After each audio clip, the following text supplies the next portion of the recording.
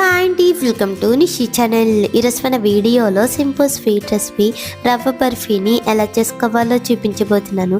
ఈ స్వీట్ని మనం చాలా సింపుల్గా అన్ని ఇంట్లో ఉండే వాటితోనే ఈజీగా చేసుకోవచ్చు. అలాగే మనకి ఎప్పుడైనా స్వీట్ తినాలనిపించినప్పుడు ఇల్లు బొంబాయి రవ్వతో 10-15 నిమిషాల్లో ఈ బర్ఫీని చేసి చూడండి, చాలా రుచిగా ఉంటుంది. మరి ఆలస్యం చేయకుండా మంచి రుచిగా రవ్వ బర్ఫీని ఎలా చేసుకోవాలో చూద్దాం. ముందుగా స్టవ్ ఆన్ చేసి ప్యాన్లోకి 1/2 కప్పు వరకు నెయ్యిని వేసుకోవాలి. నెయ్యి పూర్తిగా కరిగి వేడవ్విన తర్వాత 1 కప్పు వరకు బొంబాయి రవ్వని వేసుకోవాలి. అంటే ఉప్మా చేసుకునే రవ్వని వేసుకుని మంటను లో ఫ్లేమ్లో పెట్టి తోరగా ఫ్రై చేసుకోవాలి. అలాగే రవ్వని ఫ్రై చేసుకునేటప్పుడే 5-6 జీడిపప్పు పలుకుల్ని ఇలా చిన్న ముక్కలుగా కట్ చేసుకుని వేసుకుని ఫ్రై చేసుకోవాలి. ఇలా రవ్వని ఫ్రై చేసుకుంటూనే మరొక పక్కన ఒక గిన్నె తీసుకుని 1 కప్పు వరకు పాలను తీసుకోవాలి. అలాగే 1 కప్పు వరకు నీళ్ళని కూడా వేసుకుని ఈ గిన్నెను స్టవ్ పై పెట్టి ఈ పాలను బాగా మరిగించుకోవాలి. ఇప్పుడు మరొక పక్కన రవ్వ దోరగా వేగి లైట్గా కలర్ మారి కమ్మటి వాసన వస్తూ ఉంటుంది. ఇప్పుడు ఇందులోనే మనం ముందుగా మరిగించుకున్న పాలని వేసుకుని రవ్వ దగ్గర పడేంత వరకు కలుపుకుంటూ ఉడికించుకోవాలి. ఇక్కడ మనం మరిగించిన పాలు వేసాం కాబట్టి ఈ రవ్వ త్వరగా ఉడికిపోతుంది.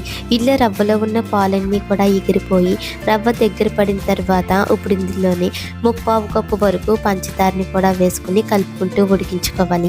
ఇక్కడ మనకి పంచదార కరిగేసరికి ఈ రవ్వ కాస్త పలుచగా అవుతుంది. ఇప్పుడు ఇందులోనే మంచి ఫ్లేవర్ కోసం 1/2 టేబుల్ స్పూన్ వరకు యాలకుల పొడిని కూడా వేసుకుని రవ్వ దగ్గర పడేంత వరకు కలుపుకుంటూ ఉడికించుకోవాలి. ఇలా రవ్వ అంతా కూడా దగ్గర పడి ఇలా ప్యాన్ని సెపరేట్ అవుతూ ముద్దలా అవుతూ ఉంటుంది. ఇప్పుడు స్టవ్ ఆఫ్ చేసుకుని ఈ ప్యాన్ని పక్కకి దించుకోవాలి. ఇప్పుడు రవ్వ బర్ఫీలా చేయడానికి ఏదైనా ప్లేట్ కానీ లేదా కేక్ ప్యాన్ కానీ తీసుకుని దీని లోపల లైట్గా నెయ్యిని అప్లై చేసుకోవాలి. ఇలా నెయ్యిని అప్లై చేశాక ఇప్పుడు మనం ముందుగా చేసిన స్వీట్ని తీసుకుని ఏదైనా ఫ్లాట్గా ఉన్న గరిటతో కానీ లేదా ఇలా గ్లాస్తో కానీ సమానంగా బర్ఫీలా స్ప్రెడ్ చేసుకోవాలి. ఇలా స్ప్రెడ్ చేశాక ఇప్పుడు దీనిపైన కట్ చేసి పెట్టిన డ్రై ఫ్రూట్స్ ముక్కల్ని వేసుకోవాలి. ఇక్కడ నేను బాదం పిస్తా పలుకులను అయితే వేసాను.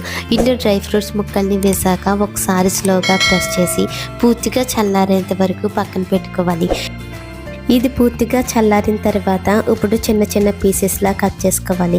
ఇక్కడ మనకి ఏ షేప్లో కావాలంటే ఆ షేప్లో కట్ చేసుకోవచ్చు. నేను ఇక్కడ డైమండ్ షేప్లో అయితే కట్ చేస్తున్నాను. ఇలా కట్ చేశాక ఇప్పుడు ఒక ముక్కని స్లోగా పైకి తీసామంటే మిగతా అన్ని ముక్కలు కూడా ఈజీగా వస్తాయి. అంతే, సింపుల్ అండ్ టేస్టీగా రవ్వ బర్ఫీ అయితే రెడీ అయిపోయింది. ఇలా మనకి ఎప్పుడైనా స్వీట్ తినాలనిపించినప్పుడు ఇంట్లో ఉండే వాటితోని చాలా సింపుల్గా చేసుకోవచ్చు.